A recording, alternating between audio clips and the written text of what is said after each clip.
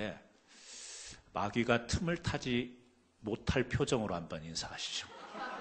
사랑합니다. 축복합니다.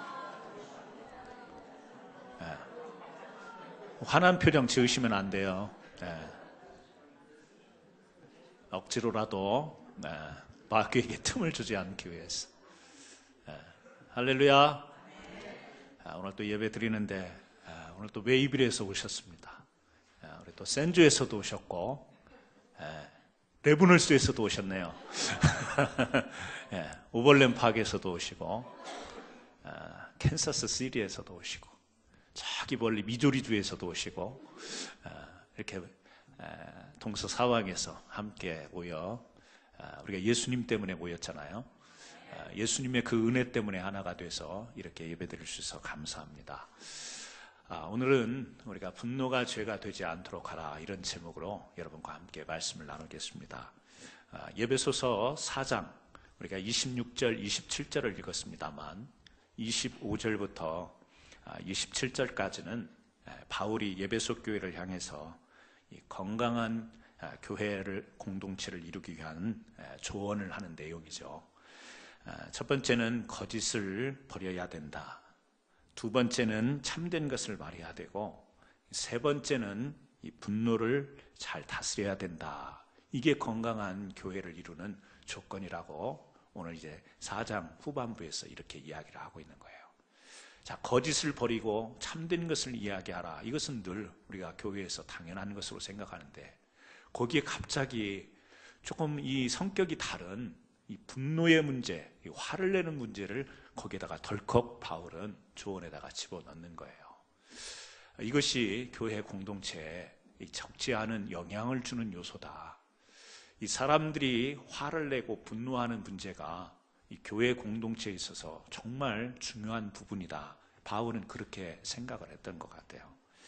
그래서 오늘 말씀을 보게 되면 분을 내어도 죄를 짓지 말며 이렇게 이야기를 하죠. 여러분, 화 안 내시고 사시는 분 계세요? 언제나 그 평화롭고 행복하고 언제나 사랑스럽고 이렇게 살아갈 수가 없죠. 사람은 감정을 가지고 있기 때문에 그래요. 여러분, 분노라고 하는 것은 인간에게 주어진 자연스러운 행위이고 감정입니다. 우리 사람이 살아있다면 희노애락의 감정이 있죠. 여러분, 감정이 뭐죠? 이 감정, 우리가 영어 단어로 이모션 이렇게 이야기하는데요. 에너지와 그리고 모션이 합해진 말이에요. 그러니까 모션, 행동 아니에요? 이 행동을 유발하는 에너지가 바로 감정이라는 거예요. 그러니까 우리 사람에게는 다양한 감정이 있지 않습니까? 기쁨도 있고 슬픔도 있고 두려움도 있고 분노도 있고 수치심도 있고 질투심, 여러 가지 다양한 감정을 우리가 가지고 살아가요. 근데 그 감정들이 결국에는 사람을 행동으로 옮기게 하는 그런 동기가 되는 거라는 거죠. 그런데 분노라고 하는 것은, 이 분노의 감정은 우리로 하여금 어떤 행동을 유발하겠어요? 긍정적이겠습니까? 부정적이겠습니까? 부정적인 행동을 유발하죠. 그래서 이 분노, 이 화를 내는 것, 오늘 성경에는 이제 조금 더 그것을 우리 어감으로 쉽게 이야기하려면 분노 같은 말이죠. 앵그리. 이 감정은요, 우리 사람이 누구나 다 갖는 거예요. 자연스러운 겁니다. 그 자체는 죄가 아니에요. 그런데 그 분노의 감정이 우리를 행동을 유발시키다 보면 그것이 이 죄로 나갈 수 있는 가능성이 너무 많기 때문에 우리로 하여금 분을 내어도 죄를 짓지 말라. 바울은 이렇게 이야기하는 거죠. 사람이 화가 나죠. 여러분, 요즘에 무엇 때문에 여러분 화가 나는 그런 경험을 하십니까? 무엇 때문에 요즘 분노하세요? 아마 작은 것부터 큰 우리 가정일에서부터 나라와 또 아니면 사람과의 관계 속에서 아마 우리가 그런 것들을 많이 경험하죠. 근데 우리는 다 우리 개사사 한인장로교회 성도님들은 그 분을 잘 다스릴 줄 알기 때문에 사실은 오늘 이 설교를 안 해도 되는데, 건너가야 되는데 제가 조금 걸리는 부분이 있어서 그래도 오늘은 나에게 주는 메시지로 그렇게 한번 전해야 되겠다 싶어서 말씀을, 혹시라도 우려가 돼서 말씀을 드리는 거예요. 이렇게 화가 이렇게 날 때 잘 다스리면 아무 문제가 없는데, 이 화를 잘 다스리지 못하면 어떻게 되죠? 분노가 폭발한다, 그런 표현을 하죠. 그래서 폭발하다 보면 사람이 폭력적이 되기도 하고 공격적이기도 하고, 그래서 이 다른 사람과 어떤 상대에게 큰 상처를 안기는 이런 일들이 생기니까. 그래서 바울은 그런 염려가 있는 거예요. 에베소 교회가 이 복음 안에서 믿음 안에서 잘된 교회로 나가지만 간혹 또 몇몇 사람들이 그렇게 또 이 분노를 참지 못하고 이 분노의 그 어려움 때문에 교회 안에서 적지 않은 어려움을 겪을 것을 그 염려하면서 이런 메시지를 주는 거죠. 저는 우리가 화가 어떤 때는 치밀어 오르기도 합니다. 이 말 자체가 강하잖아요. 분노가 치밀어 오른다, 막 이런 표현을 쓰잖아요. 화가 나고 이렇지만 그것을 우리가 잘 다스려야만 우리가 오늘 말하는 것처럼 죄로 발전하지 않는, 이 죄로 나가는 것은 그것은 우리 공동체를 깨뜨리는 일이 되기 때문에 공동체 그 안에 있는 나와 또 다른 사람의 마음에 적지 않은 상처가 남기 때문에 거기 정말 예수 그리스도의 그 사랑이 있는 곳에 어울리지 않는 모습이 나타나게 되는 거죠. 그렇다면 어떻게 해야 분노가 이 죄에 이르지 않겠는가? 먼저는요, 우리가 이 분노에 대한 우리 자신의 이해를 잘 가져야 되는 거죠. 첫 번째는요, 자기 의의 기준을 가지고 분노하다 보면 죄에 이르게 된다라는 사실이에요. 창세기 4장에 보면 누가 나오죠? 가인이 나옵니다. 아담과 하와의 자식이에요. 근데 우리가 잘 아는 것처럼 가인과 아벨이 하나님께 제사를 드립니다. 제물을 가지고 제사를 드리죠. 지금으로 이야기한다면 그들은 하나님 앞에 예배를 드려요. 잘 아는 것처럼 이 제사를 드리다가 어떤 일이 발생하죠? 가인이 동생 아벨을 죽이게 됩니다. 이 죽이게 된 동기가 뭐냐면 성경은 분명하게 이야기하고 있어요. 창세기 4장 5절에 이렇게 말합니다. 가인과 그의 제물은 받지 아니하신지라 가인이 몹시 분하여 안색이 변하니. 자, 동생을 죽이게 된 이유, 우리가 잘 아는 것처럼 하나님께서 가인과 가인의 제물은 받지 않으셨어요. 그러나 동생 아벨이 드린 제물과 아벨은 받으셨다. 성경은 그렇게 이야기를 합니다. 그런데 그 상황을 놓고 가인이 그것을 놓고 몹시 분하였다, 이렇게 성경은 이야기하고 있는 거예요. 그러니까 예배를 드리면서 우리가 좀 오늘 우리에게 좀 맞는 식으로 이야기를 좀 고치자면, 똑같이 우리가 기도하고 똑같이 찬양하고 똑같이 성가대도 서고 주님 앞에 예배 드리는데 왜 저 사람은 모든 일이 형통하게 잘 되고 나는 이렇게 똑같이 예배를 드리는데 왜 내 삶은 자꾸 꼬이는 일만 생길까? 마음속에요, 화가 치밀어 오르는 거예요. 왜 나는 이렇게 다른 사람들과 함께 예배 생활하고 기도도 간절히 하는데 왜 나는 이렇게 안 풀리지? 그러다가 옆에 사람을 보니까 막 기뻐서 기쁜 마음과 얼굴이 환한 모습으로 찬송하고 있는 거예요. 보니까 열받는 거예요. 속으로 자기 자신에 대해서, 자기 자신의 상황이 어려운데 그것에 대해서 이 마음속에 분노가 그리고 화가 일어나는데 옆에 사람을 보니까 나하고는 정다르게 그런 환한 모습, 잘 되는 모습을 보니까 적대감이 생기죠.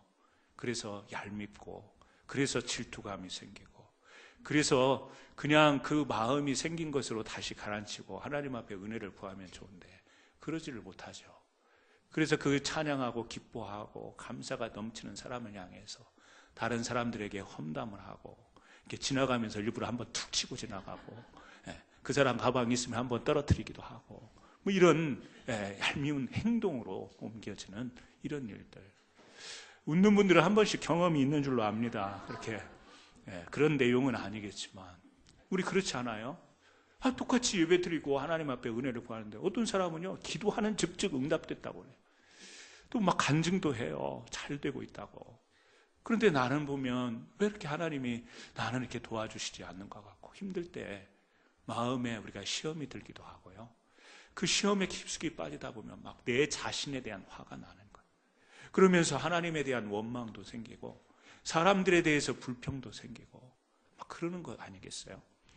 가인이 지금 자기가 생각하는 건 뭐냐면, 아니 동생도 제사를 드리면서 제물을 드리고 나도 나름 준비한 제물을 가지고 하나님 앞에 제사를 드렸는데 뭐죠? 나도 했다라는 거예요. 나도 제사를 드렸고 나도 제물을 드렸는데 왜 내가 한 것이 거절당하는가? 이 거절감 앞에서 그러니까 가인은요, 자기 생각할 때 자기의 의의가 있는 거예요. 자기의 기준이 옳다고 생각하는 거예요. 내가 예배드렸고 내가 제물 드렸고 나는 옳게 제사를 드렸다라고 생각하는 거예요. 하나님의 바라보시는 입장이 아니라 내가 볼 때, 내가 생각할 때, 내가 행동을 내가 견주어 볼 때 나는 옳은 것을 했는데, 우리 사람들이 화가 나는 이유가 그런 거예요. 나의 정당성이 부인되어질 때 화가 나는 거예요. 아니, 나는 옳게 했는데 왜 이 옳은 것이 통하지 않지? 왜 이게 받아들여지지 않지? 왜 이걸 사람들이 이해하지 못하지? 이럴 때 우리 사람이 화가 나는 거 아니겠어요? 그런 가운데서 예배를 드리는 가운데에 자기 옆에 있던 형제를 죽이게 되는 분노가 일어서 결국에 어떻게 됐죠? 우리가 예배에 실패할 수 있습니다. 그렇죠? 제물을 잘못 드렸든지 아니면 이 사람의 마음의 중심이 하나님을 향해 있지 못해서 이 하나님이 연락하지 않을 수도 있어요. 하지만 그렇다면 우리가 우리 자신을 돌아보고 우리의 모습을 돌아보고 우리가 새롭게 우리 자신을 바로 세워나가면 되는 거예요. 그런데 그것이 분노 가운데 결국에는 죄가 없는 그 옆에 자기 동생을 죽이는 이 죄에 이르게 되는 사건을 우리가 보게 되는 거죠. 사도행전 9장 19장에 보게 되면 이 바울이 복음 전하는 그곳에요, 데메드리오라고 하는 은세공업자가 있었어요. 그 당시에 아데미라고 하는 여자 신상을 이 은세공이니까 은이나 뭐 이렇게 그런 도구를 가지고 이 우상을 만들어서 먹고 사는 사람이에요. 근데 바울이 딱 나타나가지고 복음을 전하면서 우상 숭배에 대해서 지적을 하고 막 이런 이야기를 전파하니까 많은 사람들이 동요해요. 바울이 전하는 말에 사람들의 마음이 움직입니다. 그리고 정말 막 그렇게 믿어야 될 것 같고, 가만히 보니까 사람들이 바울 옆으로 많이 모여서 이 바울이 전하는 메시지를 사람들이 듣고 있는데, 이 데메드리오라고 하는 은세공업자가 가만히 들어보니까 이 우상 숭배에 대한 이야기를 하거든요. 이렇게 사람이 손으로 만들어놓은 곳에 그것을 섬기면 안 된다고 이야기하다 보니까 뭐죠? 자기의 생업에 위협을 느끼는 거예요. 그래서 자기와 같은 이 동종의 일을 하는 사람들을 모아가지고 선동을 하는 거예요. 이 바울이 지금 우리를 다 죽게 만든다. 만약에 사람들이 저 바울에게 이 꼬임에 넘어가가지고 이러다 보면 우리 어떻게 이제 이 우상을 만들어서 파는 우리가 어떻게 되겠냐? 우리 당장 굶어 죽게 된다. 그러니까 그 성경의 사도행전 19장 28절에 이렇게 그 데메드리오의 말을 들었던 사람들이 이렇게 이야기를 해요. 그들이 이 말을 듣고 분노가 가득하여 외쳐 이르되, 화가 났어요. 분노가 일어났어요. 분노의 이유가 뭐죠? 우리의 생업을 위협한다, 그거예요. 자, 우상을 만들어서 파는 사람들이에요. 근데 자기네들은 그게 자기네들의 생존의 수단이고 자기네들이 이 땅에서 사는 자기들의 일인 거예요. 그러다 보니까 자기 생업에 위협을 하는 이것은 옳지 않은 거예요. 자, 복음을 전하고 하나님의 메시지를 전하는 것이 자기 생업에 위협이 되기 때문에 그것은 옳지 않는 것이고, 우상을 만들어서 먹고 사는 자기네들이 옳은 거예요. 여러분, 우리가 볼 때는 그렇지 않지 않습니까? 그러나 당사자에게는 그렇게 보이는 거예요. 뭐죠? 자기 중심으로 자기의 기준, 자기의 의를 가지고 살아갈 때 우리는 그것이 다 맞다고 생각할 수 있지만 그렇지 않을 수 있습니다.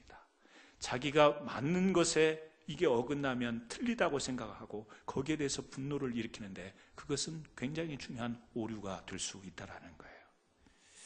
여러분, 성경에 보면 또 하나 분노에 찬 사람을 볼 수 있죠. 이 사무엘상에 보면 누가 나오냐면 다윗이에요. 다윗은 어린 소년 때 이 블레셋과의 전쟁터에 나아갑니다. 그리고 하나님을 모욕하는, 하나님의 백성을 모욕하는 골리앗에 대해서 분노하죠. 화를 냅니다. 다른 사람은 이 골리앗에 대해서 다 두려워하고 뒷걸음질 치는데 이 소년 다윗은 이 두려워하지 않습니다. 그리고 이 분노를 일으키죠. 뭐라고 이야기하죠? 이 살아계신 하나님을 모독하는 자가 누구냐라는 거예요. 골리앗을 향해서, 자기보다 덩치가 훨씬 큰 이 골리앗을 향해서 의의 분노를 일으키는 거예요. 왜요?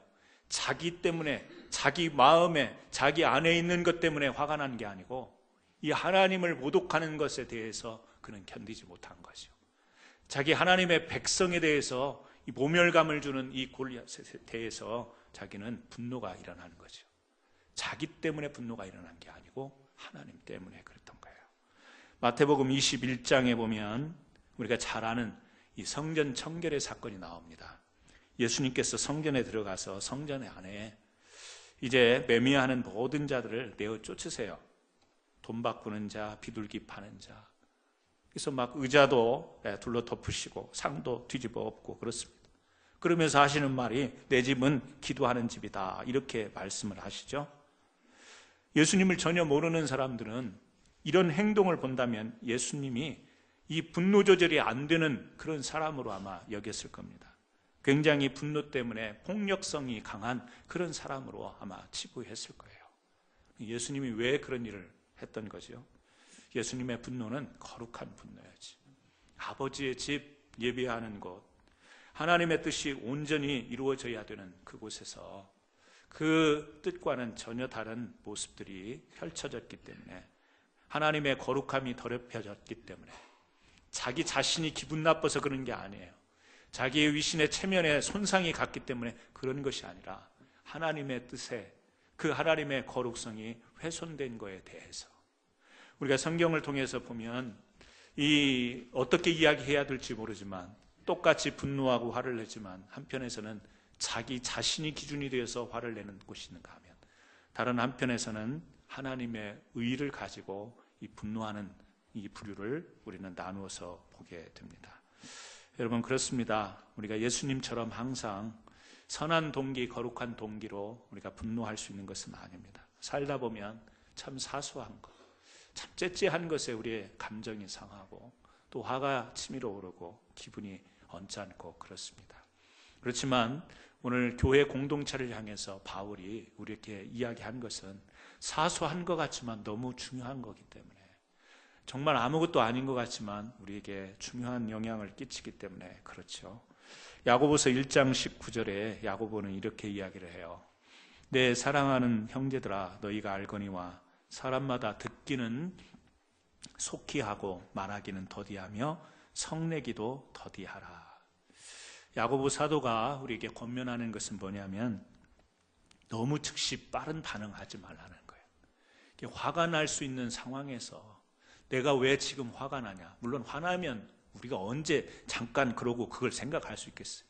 화나면 즉각적인 반응이죠. 뭘 집어던든지 소리를 지르든지 우리 막 어떤 이 조건에 대해서 굉장히 빠른 반응을 보이는 게 우리지만, 그러나 지금 이 야고보가 하는 이야기는 그거예요. 성내기도 더디하라. 그 화가 나는 상황이지만 그 순간에 좀 잠깐이라도 생각하라는 거예요. 어떻게 해요? 이 화가 내가 왜 일어나지? 앞에서 말한 것처럼 내가 옳다고 생각되었는데 그렇지 못한 것에 대해서, 왜냐하면 내가 옳다라는 것이 이 땅에서 진리는 아니거든요. 나는 옳다고 하지만 세상 모든 사람들이 틀리다고 하면 그건 틀릴 수 있는 확률이 높죠.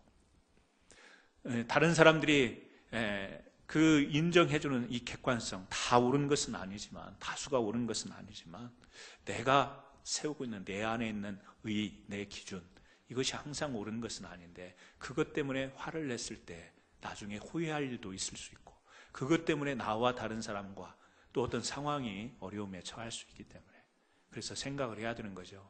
이게 내가 가지고 있는 의 때문에 그런 거냐, 아니면 우리는 크리스찬이기 때문에 좀 넓은 의미, 깊은 의미로 신앙적인 이유를 가지고 이것이 하나님의 의에 벗어나는 일인가, 하나님의 영광과 거룩에 벗어나는 일인가, 우리가 하나님의 뜻에 위배되는 일에 대해서는 우리 의분이 있잖아요. 공분이시죠. 이 세상이 타락해가고 세상이 말씀에서 벗어나 죄악 가운데 흐를 때 우리 여러분 평안하면 그건 정상적인 사람이 아니죠. 정상적인 그리스도인이 아니에요. 세상이 무너지는데 하나님의 말씀에 도전하고 이 하나님 말씀을 향해서 막 우리로 하여금 이렇게 반항하고 이러는데, 그것을 보고 우리가 분이 나지 않는다면 우리는 그리스도인이 아닌 거죠. 화가 나죠. 분노할 수 있습니다. 그러나 그것이 무엇 때문인가를 우리가 잘 생각하고 무엇 때문에 우리가 분노해야 되는가. 그래서요, 우리가 조금 화가 나는 상황 속에서는 좀 잠깐 이렇게 멈추고 잘 좀 더디할 수 있는 그런 좀 자기 다스림의 시간도 필요하다라는 거예요. 존 헌터라고 하는 실제 의사입니다. 이분이요, 분노와 사람의 수명과의 관계를 연구한 분이에요. 의사인데, 그래서 한번 논문을 발표하는 거예요. 사람이 화를 내게 될 때 우리 수명에 어떤 관계가 있는가, 이 논문 발표를 하는데 제일 앞에 앉은 어떤 다른 의사가 자꾸 질문을 하면서 이 사람을 막 꼬투리를 잡는 그런 질문을 하는 거예요. 이 사람의 발표를, 이 분노와 이 사람의 수명에 관해서 이 연구한 걸 해야 되는데 앞에서 계속 질문을 하고, 그러니까 막 갑자기 화가 난 거죠. 화가 나가지고 당신 그러는 순간 탁 쓰러져가지고 죽었잖아요. 실제 있었던 사람. 분노로 인한 심장혈관 순환 장애로 그 자리에서 쓰러져서 죽었다고. 실제 있는 이야기래요. 그러니까 아무리 연구를 하고 화내는 것이 안 좋다, 우리 아마 그런 연구 안 했겠어요? 사람 생명에 지장이 있을 것, 오래 사는데 지장이 있을 것이다, 그런 연구했을 텐데 본인이 이게 화가 나는 상황이니까 못 참고 있다, 그냥 그 자리에서 쓰러져서 죽었다는 사실이랍니다. 저는 모르지만 사실이라고 그렇게 나와요. 여러분, 그렇습니다. 우리가요, 화를 다스릴 수 하는, 분노를 다스릴 수 있기 위하여 잠깐이라도, 우리 호르몬이 작용하는 데 걸리는 시간이 15초랍니다. 저는 의학을 잘 몰라요. 그런데 이 호르몬이 뭔가 이게 작동하는 데 걸리는 시간이 15초라고 해요. 그러니까 적어도 이 호르몬이 나를 분노를 일으켜서 행동으로 옮기는 어떤 그 사이 15초라도 한번 좀 생각을 하면서, 내가 이렇게 지금 열낼 일인가? 내가 지금 이렇게 화낼 일인가? 내가 지금 이렇게 교회 앞에, 사람들 앞에, 가족 앞에, 부부 사이에, 우리 자녀들에게 내가 지금 이렇게 분노할 상황인가? 하나, 둘, 셋, 15초만 좀 참으셨다가, 아니다, 이건 내가 기분이 지금 안 좋고 내 마음이 지금 그래서 이게 생각하지 못했던, 내가 의도하지 않았던 분노가 나에게서 나왔다. 절제해야죠. 자제해야죠. 그러나 또 이것이 정말 하나님의 의와 거룩을 망치는 일이라면 우리가 안타깝게 생각하고, 그 분노는요, 폭력을 행하는 것이 아니에요. 그 분노는요, 우리로 하여금 똑같이 세상처럼 그렇게 나가는 그런 방법은 아니 되겠죠. 오늘 사랑하는 성도 여러분, 우리 교회 안에서도 신앙생활 하다 보면 그래요.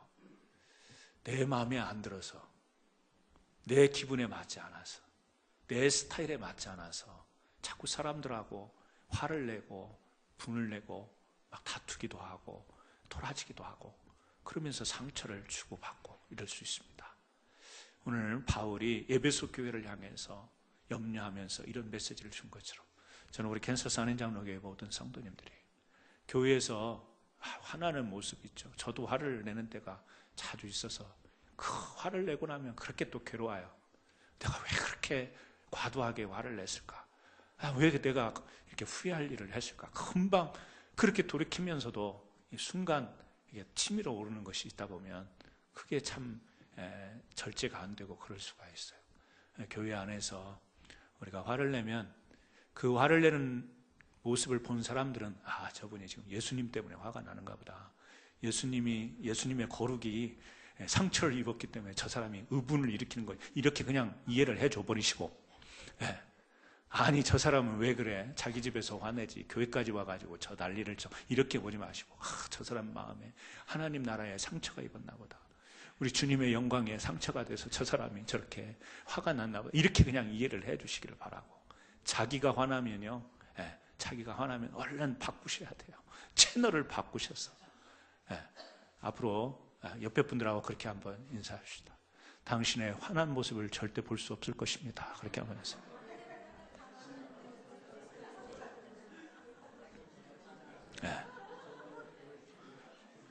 그래 놓고 이따 밥 안 좋다고 또 화내지 마시고, 계단 내려가면서 화내시지 마시고. 두 번째는요, 분노가 축적이 되면 죄에 이르게 되는 거예요. 우리 그런 말 많이 하잖아요. 쌓아두지 마라. 쌓아두지 마라. 화를 참고 쌓아두고 이러면 그것이 병이 되죠. 아니면 언젠가는 폭발하게 되는 거죠. 여러분, 우리가 아브라함의 아내 사라 참 착한 사람이에요. 성경에 보면 참 예쁘기도 했다고 그렇게 표현이 되어 있지만 또 심성도 참 착한 사람이었던 것 같아요. 아마 이 성경의 뉘앙스를 보면 이렇게 화를 낼 수 있는 모습을 볼 수 없는 사람 중에 한 사람이 이 사라가 아닌가 그렇게 생각을 해요. 그런데 이 창세기 21장을 보면 이 아브라함에게 이 처음에 하갈이 있었잖아요. 몸종인 이 사라의 몸종, 자기가 준 하갈. 근데 이 하갈이 자식을 낳았죠. 그 자식 이스마엘이에요. 근데 하루는 자기가 낳은 이 아들과 이 이스마엘이 노는 모습을 가만히 봤더니요, 이 이스마엘이 자기가 어렵게 난 아들을 막 귀찮게 구는 거예요. 막 나이가 어리다고 그래서 막 함부로 하는 거예요. 그걸 보고 사라가 거기서 폭발을 하는 거예요. 폭발을 해가지고 아브라함에게 와가지고 뭐라고 이야기하죠? 아마 우리 한국식으로 하면 내보내라고 그랬을 거예요. 저 여자 우리 집에서 내보내. 사라가 그럴 사람이 아니에요. 그렇게 막 누구를 내쫓고 막 몰아내고 이럴 사람이 아니거든요, 앞에서 보면. 그런데 갑작스럽게 아브라함이, 저는 이걸 드라마로 보면 굉장히 당황스러웠을 것 같아요. 아브라함이요, 너무 착하고 천사 같은 사라가 어느 날 갑자기 막 씩씩거리면서 오더니 저 내보내라 이런 상황을 맞이하니까 얼마나 아브라함이 당황스럽겠어요. 네, 우리가 어떤 심리학을 공부한 목사님이 여기를 그렇게 또 착 설명을 해놨더라고. 사라가 이 분노를 그동안에 참고 쌓아놨다라는 거예요. 그 분노 플러스 콤플렉스, 자식을 못 낳는다라고 하는 그 콤플렉스, 표현은 못하지만 그 혼자 끙끙 앓던 그 답답함, 거기에다가 어떤 분노, 말은 안 했지만 같이 동조한 것 같지만 애굽에 내려갔을 때 자기 남편이 자기를 누이라고 하고 자기만 살려고 자기를 그냥 던져버렸던 것에 대한 그 분노가 표현은 못했지만 그 안에서 쌓이고. 한 번만 그랬어요? 아니죠? 2번 그랬잖아요. 2번 그랬는데 성경에 보면 사라가 아무 말도 하잖아요. 아무 말도 하지 않은 것은 참았다라는 증거인 것 같아요. 참고 근데 참았던 것이 언제 폭발해요? 애들 노는 것을 보고 폭발을 해버리는 거예요. 애들 노는 것이 그게 폭발한 이유는 아니고, 하갈을 보면서 자기의 몸종이었는데, 그리고 자기 남편에게 자기가 자식이 없을 때 낳아준 여인인데 그를 내쫓겠다라고 하는 것은 사실은 아브라함에 대한 미움, 아브라함에 대한 화가 쌓이고 그러다가 한번 통 터진 것이 저 여자 내보내라, 지금 이렇게 됐다라는 이야기. 일리가 있더라고요. 그 말을 보고 성경을 보니까 일리가 있다, 저는 그렇게 생각이 됐습니다. 여러분, 우리가 분노가, 이 화가 자꾸 우리 한국에 요즘에는 이제 요즘 시대에 화병은 별로 없는 것 같아요. 옛날에는 한국 여인들에게서 많이 찾아볼 수 있는 질병이 화병이라고 했는데 요즘에는요, 여자들 잘못 건드렸다면 작살나는 거예요. 아주 그냥 여자들이 화 안 참습니다. 요즘에는 남자들이 참고 있죠. 꼼짝 못하고 지금 남자들이 조용히, 남자들이 언제 폭발하긴 할 거예요. 요즘에는 여자들 화병 없습니다. 다 분풀이하고 다 표출하고 막 그래요. 그런데 이게 축적이 되고 쌓이면 사람 마음이 그늘이지잖아요. 우울해지는 거예요. 우울병이 생기는 거예요. 그 그늘진 마음이 있는데 어떤 사랑과 평화와 평안이 그 마음속에 있겠어요. 그러니까 사람이 좋아 보여도 그 사람 안에는 그 눌려있는 분노가 있기 때문에 그 사람의 삶이 즐겁지가 못하는 거예요. 우리 그리스도인의 삶이 그런 것은 아니잖아요. 우리는 그리스도 안에서 참 자유와 평안을 가지고 산다고 그렇게 이야기를 해요. 예수 믿는 사람에게는 그 화평의 안과 밖에서 우리가 겉만 그런 게 아니라 우리의 속사람이, 우리의 심령이 그렇게 실제가 되어서 그것이 겉으로 나는 삶을 사는 게 우리 그리스찬이잖아요. 그러니까 우리 안에 심령의 기쁨과 감사와 평안, 이런 것으로 가득 차야 되는데 자꾸 한쪽 구석에 자꾸 화가 나는데 억누르고 누르고 하다 보면 사람이 건강하지 못하는, 그건 우리 그리스도인 다운 모습이 아니라고 생각해요. 그러다가 언제 한번 폭발하게 되면 그때는요, 자기에게 너무 치명적이에요. 사람이 폭발한다는 것은 다른 사람에게만 그 화가 전달되는 게 아니에요. 그냥 어떤 스트레스가, 화가 어떤 해소되었다, 이것으로 끝나는 게 아니라 더 큰 상처가 자리 잡게 되는 거예요. 그리고 폭발하고 뒤집어 놓은 뒤에는요, 자기가 자기를 감당을 못하는 거예요. 막 너무 자기가 괴로운 거예요. 자기감에 빠지는 거예요. 그러면서 어떤 그 모습을 본 사람들은요, 그것을 당한 사람들은 그 사람대로 상처가 되고 벽이 가고 어색하고 어렵게 되어버리는 것이죠. 우리가 쌓아놓는 것도 그래요. 그런데 요즘에 보면 아까도 이야기했지만 어떤 사람들은 그 분노, 쌓아두면 안 돼, 그때그때 풀어야 돼, 그래가지고 막 다 퍼붓고 나는 뒤끝이 없는 사람이야, 딱 그래버리고 자기만 딱 가버리는 거예요. 얼마나 상처가 되는 줄 아세요? 자기는 시원하겠지, 자기는 분노를 해소했겠지. 근데 그것을 받는 사람은 정말 지울 수 없는 상처가 되는 거예요. 나 뒤끝이 없다는 사람이 제일 무서워요. 저는 뒤끝이 있어요, 여러분. 그러니까 우리가 참고 안에 쌓아도 문제요, 너무 우리가 직설적으로 표현하는 것도. 우리 믿는 사람들은 그 분별력이 있잖아요. 나에 대해서도 분별력이 있고 상대방을 위해서도 뭐가 있죠? 우리가 분별력, 그게 뭐예요? 덕을 세우는 거 아니에요? 덕을 세우는 거. 내가 옳지만, 내가 맞지만, 그러나 전체적인 상황 속에서 같이 균형을 맞출 수 있기 위하여 하는 우리들의 행동이 뭐냐면 덕이에요. 덕을 쌓는 거예요. 저는 우리 성도님들이 그런 은혜 가운데서, 그래서 죄를 쌓아두면, 우리 분노를 쌓아두면 그게 죄로 폭발할 가능성이 많다. 그리고 분노를 너무 이렇게 직설적으로 표현하면 그것 역시 아픈 상처를 남길 수 있다라는 것을 기억하고요. 그렇다면 우리가 분노를 어떻게 다스려야 되는가? 분노를 기도로 다스리지 않으면 우리는 결국에는 죄로 갈 수밖에 없어요. 우리는 분노를 기도로 다스려야 될 줄 믿습니다. 누가복음 23장에 보면 예수님께서 십자가에 매달리셔서 그 죽음의 현장에서 기도를 하시죠. 6시간 동안 십자가에 매달리셨어요. 마지막 6시간 동안 이 밑에서는 끊임없는 로마 군인들의 조롱, 멸시 계속해서 끊이지 않습니다. 정상적인 사람이라면 6시간 못 버텼을 거예요.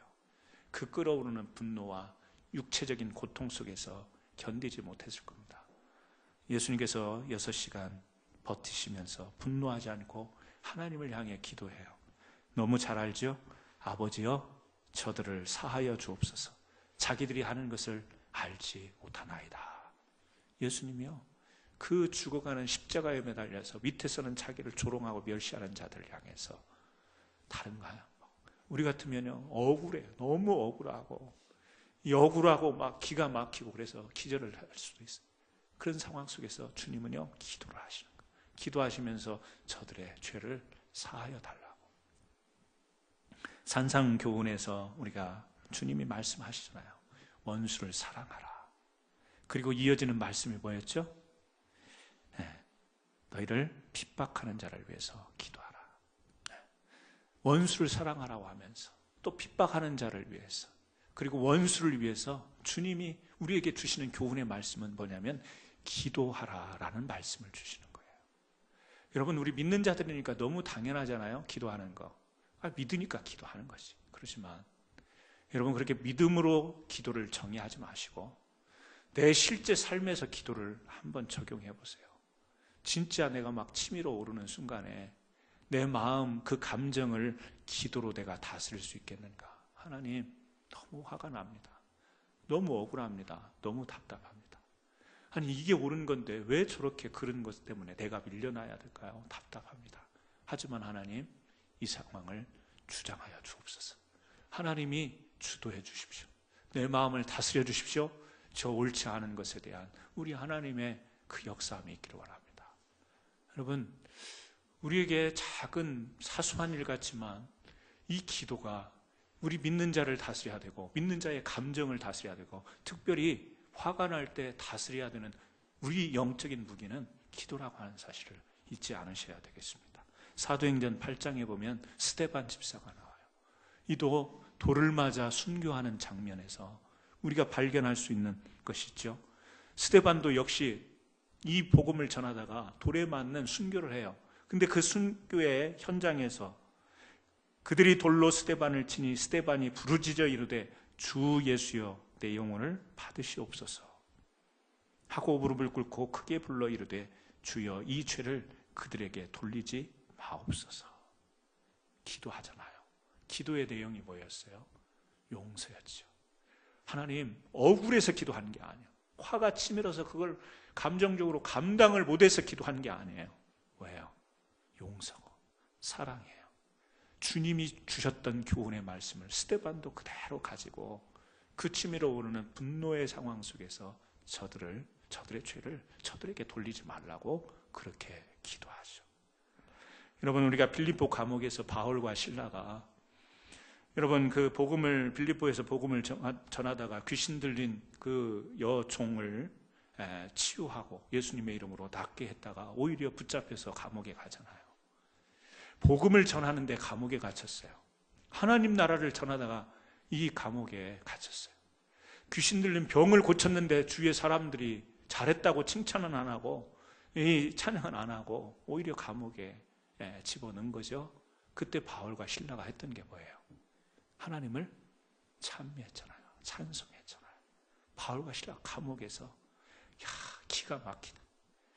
이 복음을 전하는데 병을 고쳐줬는데 어떻게 사람들이 이럴 수가 있냐. 저 같으면요 미치고 환장하고 팔짝 뛰어.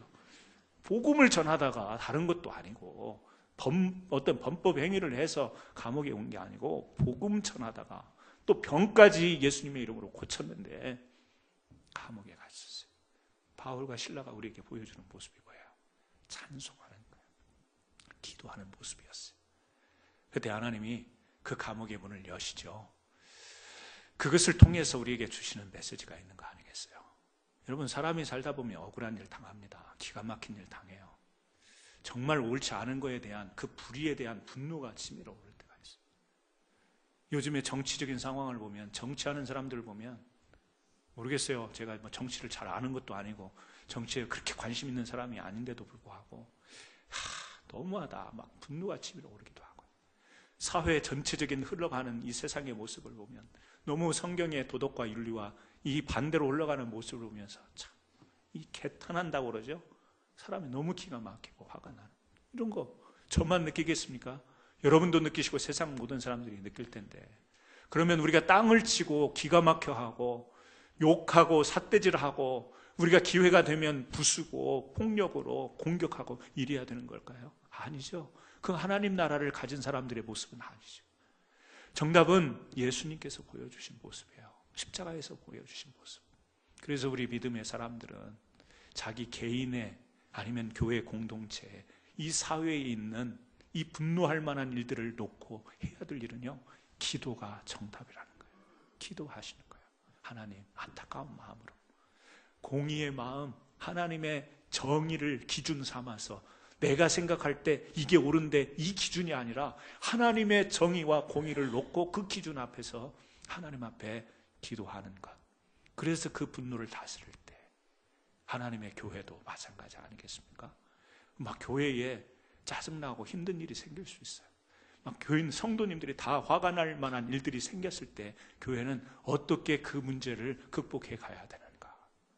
하나님의 의 앞에서, 다 하나님의 그 공의 앞에서는 온전한 자가 없는 거예요.